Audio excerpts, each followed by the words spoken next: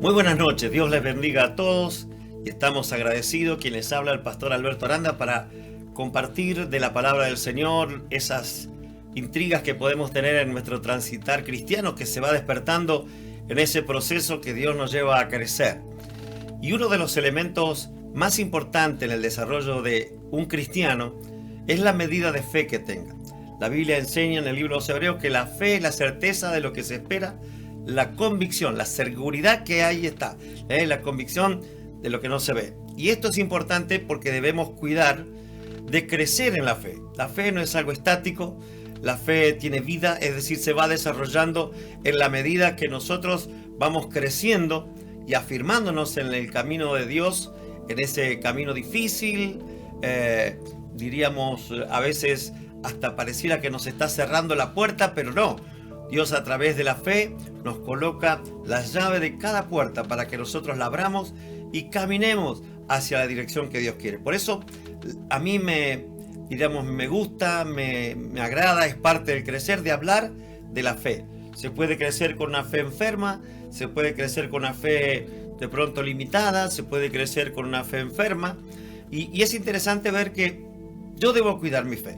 Es el tesoro que Dios me dio. Es la posibilidad de ver la grandeza de Dios cuando yo tengo una fe y la hago crecer. Y claro, yo me di cuenta de que muchos de nosotros como cristianos no nos damos cuenta de las posibilidades que se nos presentan en la vida para avanzar, para crecer. Y siempre hay que tomarse de dónde agarrarse, y es la mejor manera de la palabra de Dios, de la Biblia. La Biblia es la palabra de Dios, no que contiene, la Biblia es la palabra de Dios. Entonces, yo no, cuando leo las escrituras, no veo como que es un papel que tiene letras y con buenas ideas de hombre. No, es la voz de Dios hablándome a mi entendimiento. Ahora, yo quiero hablar de alguien que fue muy especial en la vida del crecimiento de los cristianos. Es el ejemplo de la vida de David. Para mí, David desde su temprana edad tuvo un proceder que es digno de imitar, digno de observar, de estudiarlo. Yo he leído muchísimo porque, como siempre lo suelo decir, a mí me gustan los personajes. Y sacar de Abraham algo que introduzca a mi vida y lo pueda conducir, lógicamente lejos estoy de compararme con esos hombres, pero aprender a hablar de un Moisés también a uno le da el crecimiento, solidez. Hablar de un Josué, hablar de los apóstoles, siempre ellos nos ofrecen a nosotros enseñanza. Por eso les animo, si les resulta a veces engorroso o se pierde, no le puede encontrar el gusto a la lectura, comience a leer temáticamente la Biblia, que es uno de las formas, y la otra es estudiar los personajes bíblicos. Su llamado, en qué momento, en qué oportunidad, quién estaba reinando, quién estaba caminando, quién estaba dirigiendo, gobernando. Bueno, es interesante porque usted se va a descubrir que esos hombres no eran diferentes a nosotros. Tenían sentimientos, tenían voluntad, tenían posibilidades, pero al llegar la voz de Dios, ellos hicieron a un lado todo eso y caminaron por la fe, siéndonos un ejemplo. Por eso usted, si quiere estudiar algún personaje, no se gaste mucho. Vaya a Hebreos capítulo 11, ahí va a tener una galería de hombres de fe que van a incursionar en su conocimiento y lo va a enriquecer seguramente en algún área de su vida. Ahora, yo les dije hace un instante que alguien digno de imitar es David. Y David comienza su escenario bíblico, diríamos, a ser conocido cuando Samuel va a la casa de Isaí, papá de David en esta tierra, y allí el padre no lo tuvo en cuenta a David para llamarlo, porque vino Samuel con una posición, con un mandato de Dios, que vaya a la casa de Isaí, que ahí tenía el próximo rey de Israel. Imagínese, el próximo rey. Y cuando se fue allí, el padre consideró a sus hermanos, pero no lo consideró a David. Y cuando Dios lo sacó al protagonismo, le dijo: ¿tenés otro hijo, Isaí? Tengo uno, pero es más chiquitito, le está ya cuidando las ovejas. Bueno, hasta que no venga él y yo vea, no vamos a ponernos a la mesa a comer. Y después, claro, ¿cuánto se habla de David? ¿Cuánto? Cuidando ovejas, la obediencia. Pero creo que uno de los pasajes que más hemos leído, hemos hablado, hemos cantado, es cuando David volteó, venció a ese gigante con su piedra y su honda. Y yo les digo de verdad, ahí hay una riqueza, es como un manantial de vida que siempre destila riqueza para nosotros. Por eso la Biblia es inagotable, pero cuando uno quiere aprender algo muy específico, usted vaya a los personajes bíblicos. Usted se va a dar cuenta, David volteó al gigante. Todos nos quedamos con eso. Pero ¿qué tuvo él para llegar a encontrarse con ese gigante? Vamos a descubrir qué cosas tenemos que vencer nosotros para encontrarnos con los gigantes y vencerlos. Dice Primera de Samuel, capítulo 17. Vamos a leer allí cómo suceden estos ejemplos que yo quiero tomar en esta noche para compartir con ustedes. Primera de Samuel, capítulo 17, verso 20 dice: se levantó pues David de mañana y dejando a las ovejas al cuidado de un guarda, se fue con su carga como Isaí, el padre de él, le había mandado. Y llegó al campamento cuando el ejército salía en orden de batalla y daba el grito de combate. Y se pusieron en orden de batalla Israel y los filisteos, el ejército filisteo, frente a frente. Entonces David dejó su carga en manos del guarda y dice luego algo interesante. Dice, y corrió al ejército y cuando llegó preguntó por sus hermanos si estaban bien. Mientras él hablaba, dice con ellos, he aquí, que acá está el gran interrogante, he aquí aquel paladín se ponía en medio de los dos campamentos que se llamaba Goliat, el filisteo de Gat, y salió de entre las filas del ejército filisteo. Y habló las mismas palabras, y las oyó David y todo el pueblo. Los varones de Israel, dice la Biblia, que veían a aquel hombre y que hacían en su corazón, temían ante la presencia de Goliat y querían huir. Pero dice luego la palabra de Dios, algo que suena fuerte, y cada uno, los de Israel, decía, ¿no habréis visto a aquel hombre que ha salido? Y él se adelanta, dice, él se adelanta para provocar a Israel, y al que venciere, el rey le eximirá, dice, de los impuestos, y lo va a enriquecer con muchas riquezas, y aún más le va a dar su hija. Y dice, y eximirá a su casa de los impuestos. Entonces habló David a los que estaban junto a él, diciendo, ¿qué harán al hombre que venciere a este filisteo y quitare el oprobio de Israel? ¿Por qué? ¿Quién es este filisteo incircunciso para que provoque a los escuadrones del Dios viviente? Y el pueblo le respondió las mismas palabras, diciendo, así se hará al hombre que venciere al enemigo, al gigante. Creo que hay canciones, hay escuelas, clases de escuela bíblica, predicaciones, canciones, pero muchísimo que habla de este suceso. Yo trato de simplificarlo porque hay palabras que de pronto se nos produce un poco de inquietud qué quiere decir. Pero dice aquí que David, cuando escuchó al gigante que provocó al pueblo de Israel, él dijo en su corazón, ¿quién es este incircunciso que se atreve a combatir, a provocar a los escuadrones del ejército de Dios? Ahora, esto tiene un marco hasta ahí, que yo quiero ir un poquito más de ese marco, porque quisiera enriquecer su vida como fui enriquecido en la noche pasada, cuando me puse a desarrollar esto.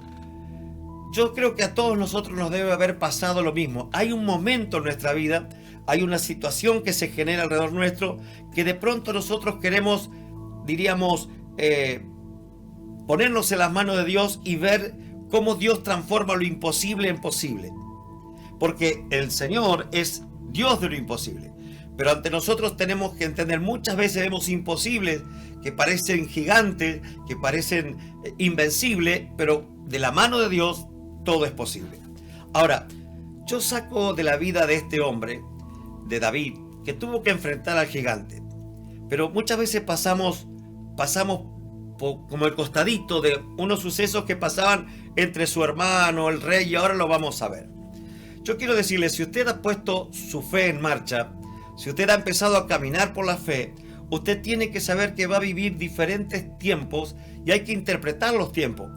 van a suceder diferentes situaciones en la familia, diferentes situaciones con los compañeros de trabajo, de estudio, lo que fuere. Usted va a ser propuesto, promovido a que su fe crezca, y ante eso tiene que pasar por diferentes situaciones. Por ejemplo, en el caso de David. El caso de David es un ejemplo. Él se dispuso en su corazón a hacer callar esa voz que venía en contra del pueblo de Dios, que era la que emitía Goliat. Y dice que él se propuso en su corazón, porque él dijo: ¿qué darán al hombre que venciera a ese gigante? Y saben, allí él descubrió algo en el corazón de David. Estaba el hecho de vencerlo, porque ya lo veía como destruido, porque él tenía en su corazón la certeza que Dios estaba con él. Pero hermanos, mientras yo camino hacia la voluntad de Dios, hacia el proyecto que Dios tiene para con nuestra vida, siempre nos vamos a encontrar con una palabra, un escenario, una situación que nos permite poner nuestra vida y nuestro ministerio bajo la lupa, y le rotulamos allí crítica. Hay tiempos donde tenemos que superar la crítica, porque todo hombre o mujer que se disponga su vida a servirle al Señor, siempre va a venir personas que van, hasta amigos nuestros, que van a tratar de apocarnos, de apagar ese foco de fe que tenemos nosotros en nuestro corazón. Y la crítica es lo que saca de tu corazón lo mejor y lo peor. Siempre, ¿sí? Entonces tenemos que entender que los ataques del diablo es para censurar nuestra fe, para cerrarla, para apocarla, para aún distraernos del plan perfecto de Dios. Por eso tenemos que entender que muchas veces la gente, sin preguntar, tiene algo que decir de nosotros, algo que decir de nuestro ministerio, algo que decir de nuestra vida cristiana familiar. Entonces, usted tiene que saber que las críticas van a venir a su vida, quiera o no quiera, de parte de su familia o de otros. Pero aquí, puntualmente, fue Eliab, el hermano mayor, que tiró todo el poderío, diríamos, para apagar el fuego del corazón de David, que él veía al gigante vencido. Pero su hermano sale y le dice, y oyendo hablar Eliab, su hermano mayor, con aquellos hombres, se encendió en ira. Escuche bien, se encendió en ira contra David y dijo: ¿para qué has descendido acá? ¿Y a quién has dejado aquellas pocas ovejas en el desierto? Yo conozco tu soberbia y la malicia de tu corazón. Para ver la batalla has venido. Mire qué cuadro, qué tremendo. Fíjese que este hombre fue provocado en su corazón porque había alguien que quería crecer en la fe, quería mostrar la fe, quería mostrar al Dios al cual él le había puesto su corazón. Es impresionante, ¿verdad? Fíjese que este hombre, su hermano, en vez de alentarlo: David, mira, usa la espada así, usa la lanza así, o el consejo, metele, hermano, metele para adelante. Sin embargo, dice que se enojó, se encendió en ira, lo maltrató a su hermano. Ahora, vamos a ver que siempre nos va a doler mucho más cuando la crítica es de parte de nuestros familiares. Siempre. Dice que él se enojó, pero se enojó directamente porque David había tomado una decisión de ir y actuar de acuerdo al mandato de Dios, vencer a ese gigante. Y yo le quiero preguntar, ¿ha experimentado alguna vez usted que usted quiso hacer algo bueno, algo noble, y de pronto sus parientes, sus seres más cercanos lo cuestionan, lo critican, y de pronto lo exponen de una manera que no, lejos está de nuestra intención? ¿Le ha pasado? A David le pasó.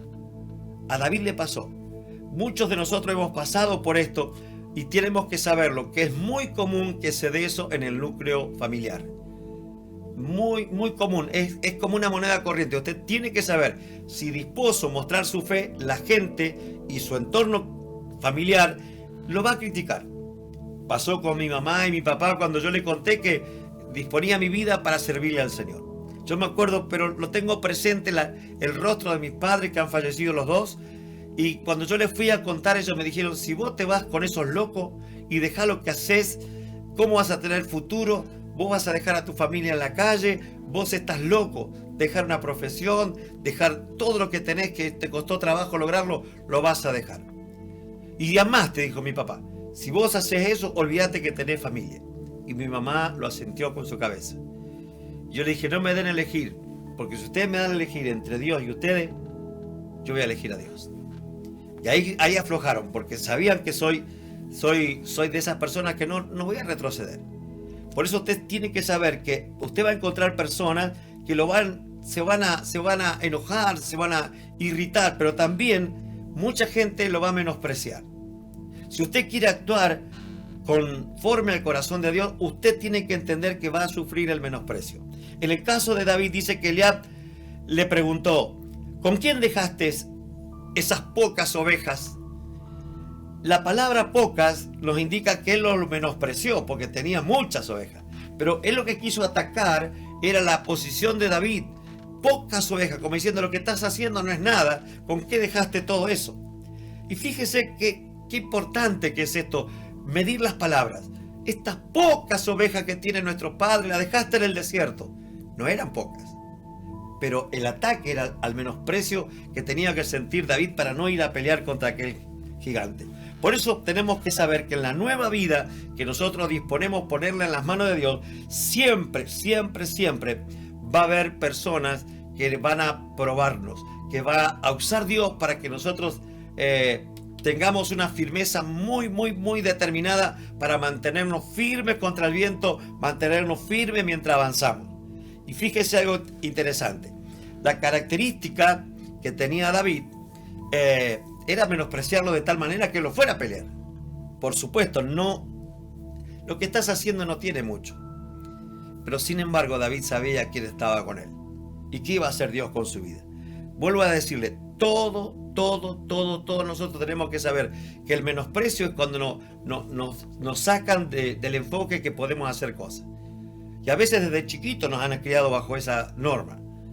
Pero claro, David no tenía bolitas de tergopor. Él tenía misiles, porque esa semejante escena, usted imagínese un hombre avesado para la lucha, con armamento de lo más sofisticado para aquel momento, y un muchachito que va con una honda y un cayado.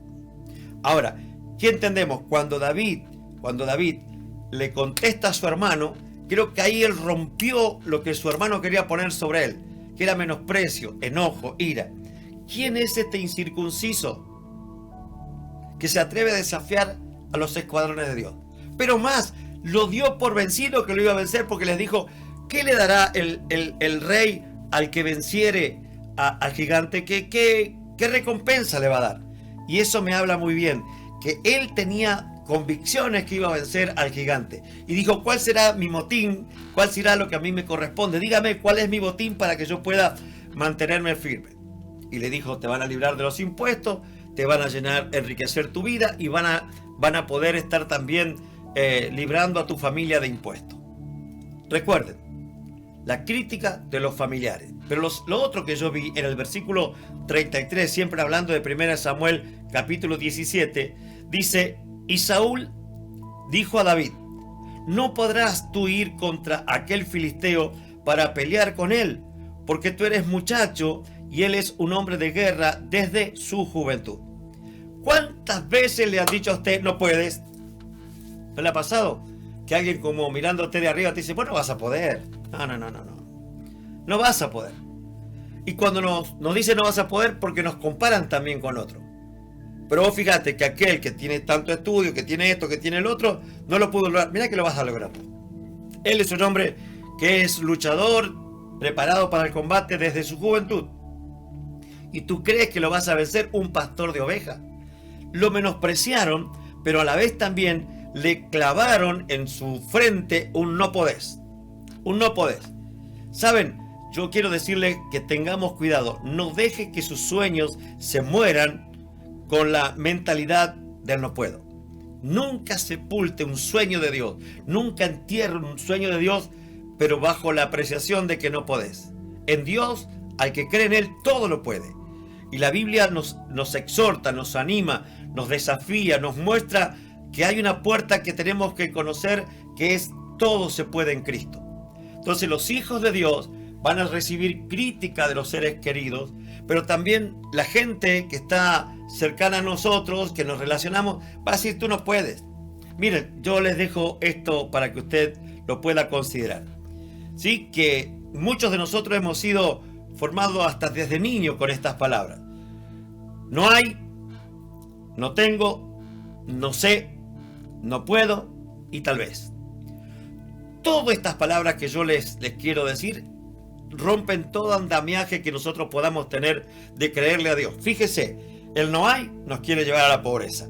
El no tengo nos dan a nosotros como que nunca vamos a lograr nada porque no tenemos las cualidades, los dones, no tenés nada, no hay nada útil en vos, no hay nada que te haga sobresalir. Fíjese, el no sé, la ignorancia, el no puedo, las imposibilidades, el tal vez, ya el futuro lo están determinando como que nos va a dar a nosotros el veredicto. Un futuro incierto, si usted quiere hacerlo más fácil. Entonces nosotros tenemos siempre que cuidar cómo fuiste criado. Personalmente yo tuve que vencer muchas de esas palabras que sin querer nuestros padres nos fueron formando. El no hay, ahora no tengo, mirá, no sé, vamos a ver cómo resulta el día, no sé. O no puedo, tal vez. Todos nosotros fuimos como recibiendo desde chiquito esa palabra con aquellos que nos rodeaban, aquellos que estaban cerca de nosotros y que esperamos de ellos otra cosa. Yo desde que llegué a Jesús desconfiguré el hombre viejo y configuré uno de acuerdo a la palabra de Dios. Yo sé que todo lo puedo en Cristo que me fortalece. Yo sé que puedo ayudar, no soy pobre, yo soy rico en Cristo y Él me va a dar posibilidades, Él va a sacarme de la miseria porque soy un hijo de Dios, soy pueblo de Dios. Hermanos, pelee contra eso. Usted no está acorde al gobierno de turno. Yo tengo un ministro de Economía que sabe cuándo darme y cómo darme. Él tiene un ramillete de posibilidades que nosotros no lo vemos, pero Él tiene cuervos, Él tiene arroyos, Él tiene siervos y siervas suyas que pueden suplirnos por el tiempo que usted considere que necesita. Ahora, recuerden, críticas de los seres que queremos nosotros, que merecemos el reconocimiento, que son nuestros propios parientes, nuestros familiares. En segundo lugar, aquellas personas que están en autoridad sobre nosotros, que podrían decirnos este aliento. Yo, miren, una de las cosas que siempre tengo presente cuando quise estudiar, y mi papá me dijo, mira, no puedo mandarte a estudiar. Ahí te conseguí un trabajo, anda a trabajar porque me tenés que ayudar para criar tus hermanos. Y yo tuve que quebrar eso. Yo tuve que romperlo porque es esa mentalidad, así fui criado. Pero yo, gracias a Dios, que sin conocer la palabra de Dios, pude darme cuenta de eso. Y empecé a trabajar los sábados a la tarde, que no era el horario común que yo tenía, y los domingos, durante todo el día trabajaba de chofer en un lavadero de auto. Yo no puedo estudiar, sí que puedo estudiar. Y así transité el periodo de la escuela secundaria. ¿Sabe? Es interesante que nosotros entendamos que no puede existir para un hijo de Dios el no puedo, el no hay, el no tengo, ya lo vas a tener, tal vez, quizás, no. En Dios, aunque vengan voces que se levanten en derredor nuestro, de nuestros seres queridos, usted tiene que saber que la miseria, la pobreza, el no hay, el no puedo, no pertenecen a su fisonomía espiritual, a su configuración del hombre de Dios o la mujer de Dios. Pero ahora vamos a ver otro tipo de crítica que también duele, que es la crítica del enemigo. De aquel hombre gigante que estaba delante de David, también lo llegó a menospreciar. Y dice el versículo 42, siempre de 1 de Samuel, capítulo 17, cuando el filisteo miró y vio a David, le tuvo en poco, porque era muchacho y rubio y de hermoso parecer. ¡Wow! Y dice el versículo 43, y dijo el filisteo a David, ¿soy yo perro para que vengas a mí con palos? Y maldijo a David por sus dioses. ¡Ah! ¡Qué fuerte!, ¿no? Lo maldijo. Ahora fíjese, él no pedía un muchacho, él pedía un hombre. Él pedía un hombre y dice, me mandaron a este muchachito. Y luego lo empieza a criticar su equipamiento, su arma, con un palo y una vara. ¿Qué soy, perro, para que vengas a pegarme así? Yo soy un soldado, yo soy del ejército más poderoso y más temido de toda la tierra. Soy el paladín, el número 1. Y saben, allí es donde empieza la verdadera victoria. Cuando vencemos al enemigo y toda palabra que venga en contra tuya, maldición, vos tenés que romperla con el yo en Dios todo lo puedo. En Dios yo avanzo, yo en Dios progreso. Pueden menospreciarte y te tengan en poco. Miren, en la iglesia se da mucho eso. Que hay personas que no han tenido, a lo mejor diríamos, las personas que les rodearon estimularlo a que alcancen su sueño. Pero cuando llegamos a Cristo, yo les animo a que estudien, que terminen su secundaria, que vayan a una universidad, que se esfuercen, que vayan un poquito más. No que ahora estoy en Dios, tengo todo lo que quiero. No. Dios lo primero que te va a dar es que vos puedas tener satisfacción en tu corazón y obtener, lograr lo que vos querés. Por eso yo quiero decirle que todo se puede en Cristo.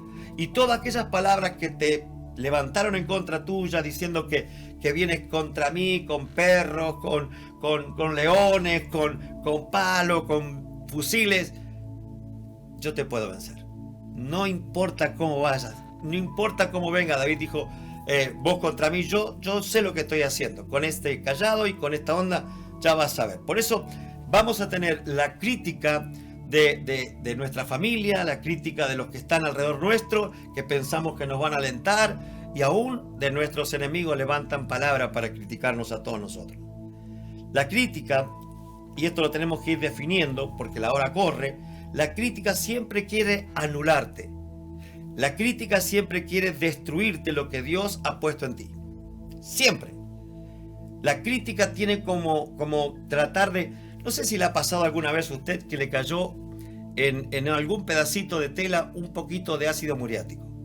Al presente parece una mojadura. Uy, se me mojó el pantalón. Uy, se me mojó la toalla. Pero resulta que fue una gotita de ácido muriático que cayó ahí.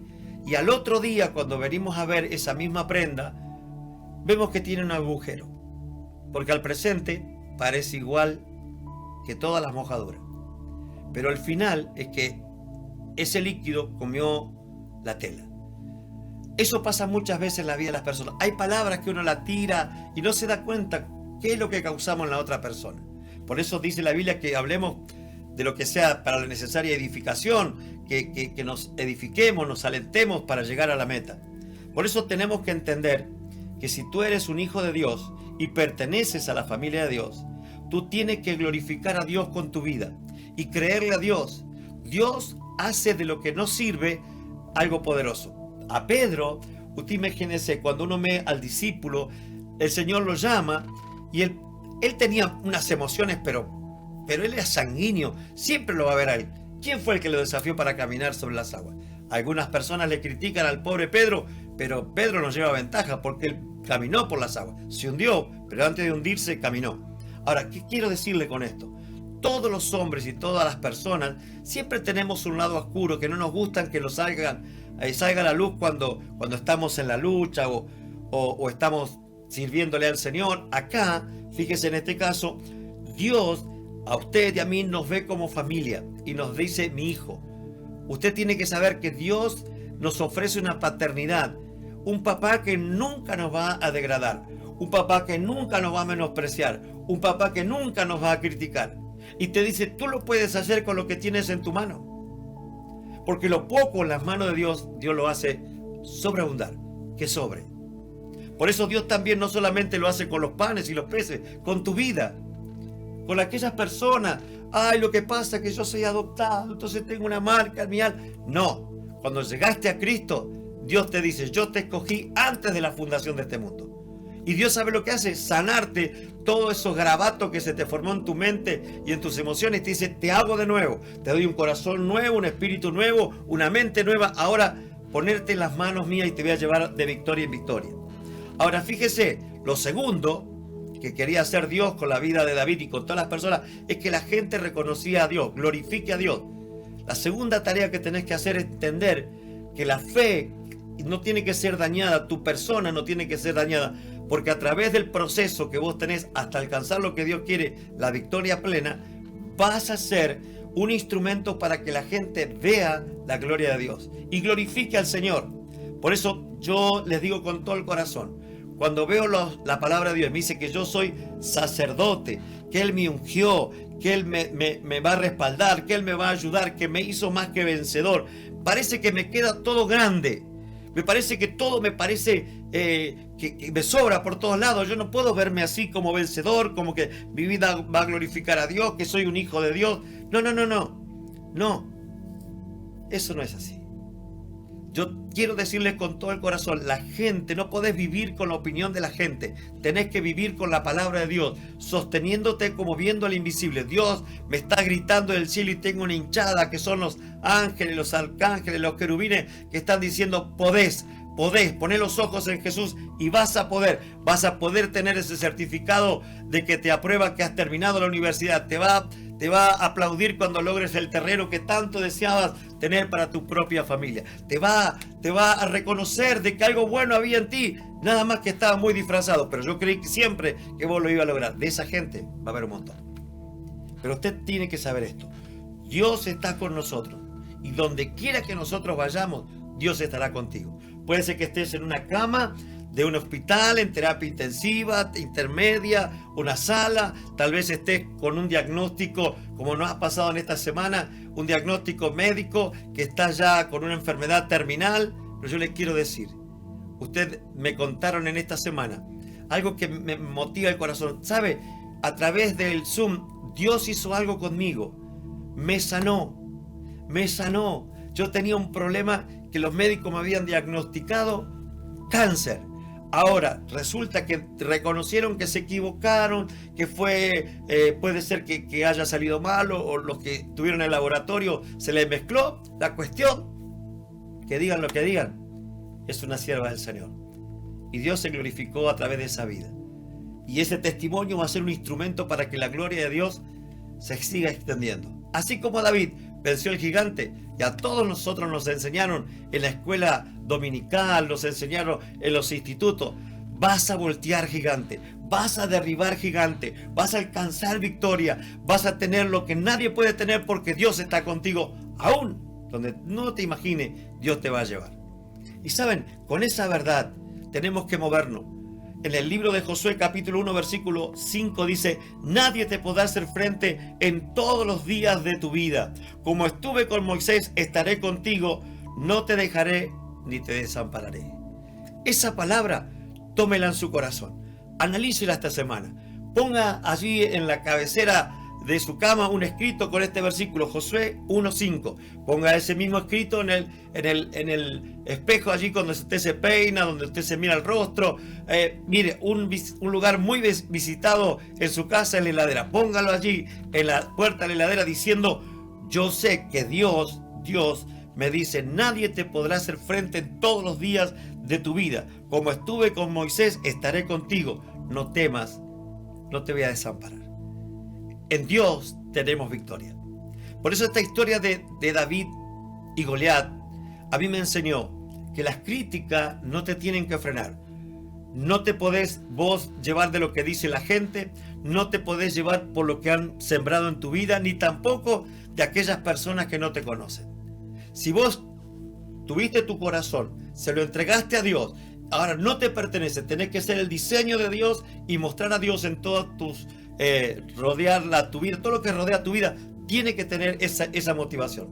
Yo sé quién soy y sé en quién he creído, que es poderoso para hacerme a mí, no una persona cualquiera, una persona de victoria, de triunfo, y eso es lo que yo quiero proclamar a través de este medio. Usted lo puede en Cristo que le fortalece, no con fuerza humana, no con sabiduría humana, sino con el Espíritu de Dios. Oramos al Señor. Padre, yo te pido que cada persona que ha estado escuchando estas sugerencias que vienen de ti, la puedan aceptar en su corazón y poder, Señor, avanzar en todo lo que tú tienes y quieres para con cada uno de ellos. Señor, yo declaro que toda maldición, que toda atadura, que toda ligadura es rota en esta noche en el nombre de Jesús. Y la nueva vida que está escondida en Cristo, cada persona se pueda poner la armadura de Dios para estar fuerte, para estar firme, para estar avanzando, triunfando en la vida.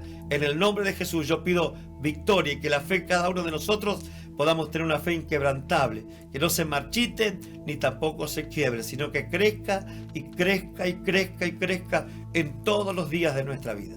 en el nombre de Jesús. Amén y amén. Nos encontramos, Dios mediante, el fin de semana en la iglesia. Chao, Dios les bendiga.